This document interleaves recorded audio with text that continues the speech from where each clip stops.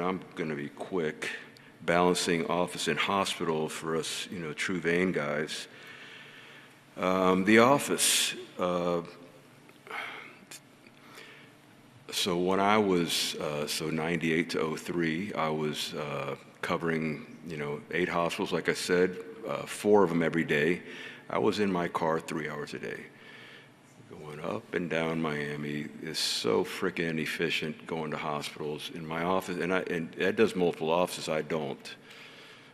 My strategy, you're coming here or I'm not treating you. I'm sitting here, get as much business I can to my office. I'm not driving around wasting time anymore. I did that already. Patients prefer their office. We've got a great staff. They know our staff. They feel comfortable. It's a nice little setting. It's in a great location. We bought the building in 03, got very lucky buying this thing. There were plastic surgeons in there for 38 years before me, so it was already established as a location.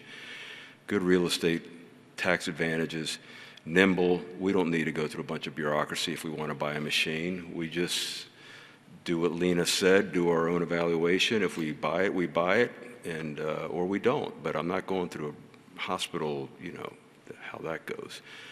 But it really is, you got to select your patients, you got to select your cases. You can't be doing radical stuff in the office. You get one complication, as Mark said. Everybody knows about it. We're in a residential neighborhood parked on downtown. I can't have ambulances driving into my office picking up sick people that are getting complications. We've had one ambulance in 22 years at this location, and it was an allergic reaction from Sotradecol in the OR doing foam. We gave them, the EpiPen and steroids and their nebulizer, and they were fine by the time rescue showed up. So nothing happened, thank God. But the point is, the office is for smaller procedures. Smaller procedures don't make sense in a hospital. It's for well patients who need chronic care, really, is how you can think about it. Whereas over here, the hospital has its role. It's for sick people. It's for sick care. On Fridays, like I think people know, so I take my own cases, all these crazy stent things that I get referred. I go on Friday to the U, at Jackson Memorial or University, depending on if I want to use room 23, which is a hybrid cone beam CT. I book one case, and I plan on being there all day. I got residents and fellows. I enjoy teaching them. They're all under general anesthetic. I'm not doing this stuff in the office. I feel more like a surgeon. I need to do a big case every now and then. If I can't be in the room once a month where I can kill somebody with a mistake, then I just don't feel right. So it used to be clamping the aorta. Now it's messing with the vena cava. So I need that for my own personal ego, whatever you call it. But it's gratifying, but in small doses. The delays, the bureaucracy, my case turnover there, that's why I can do one case. And often my one case is delayed. But there's no overhead, and for folks that want to be fully employed, in a hospital university, there's nothing wrong with that. Get your salary, do your sick care, that's what we usually, that's what we signed up for.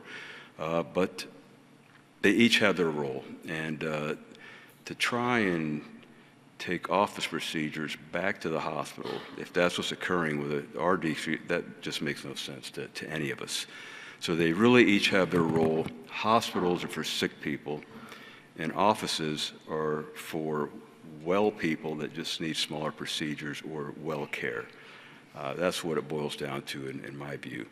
So I want to thank everyone for being here. We had a good attendance again this year. This post-COVID has been a struggle for the meeting, but I want you to thank you for choosing IVC, for having confidence in us for your education.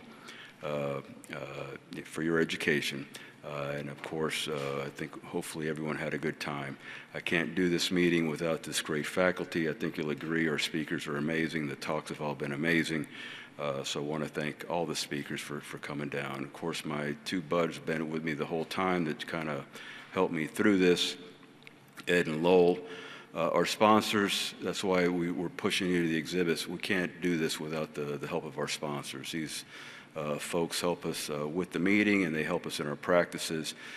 Most of these guys, I know personally now are reps and have relationships with them. The problem with reps, of course, is they move so much from company to company. You're building to, you know, this guy has been here, and now he's with another company. But we need these folks, so I want to thank them for being in the exhibit hall and supporting the meeting. Of course, my staff, my wife, they just make this all happen in the background.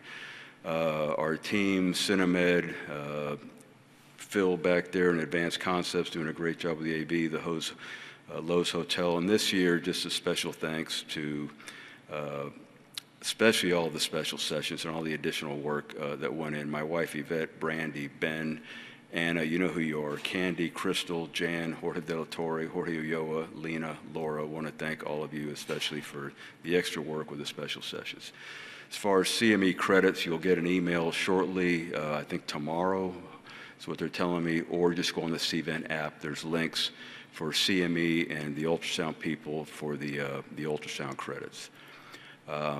Bain Global is an online repository of all the previous meetings.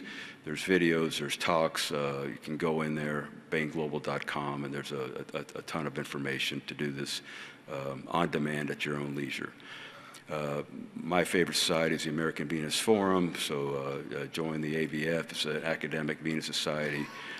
That's where, you know, where I go to learn. Save the date. Next year we'll be here in the same place, April 24th to 26th. So mark your calendars. We'd love to have you back. Safe travels home. Again, thanks for being here, and thank you.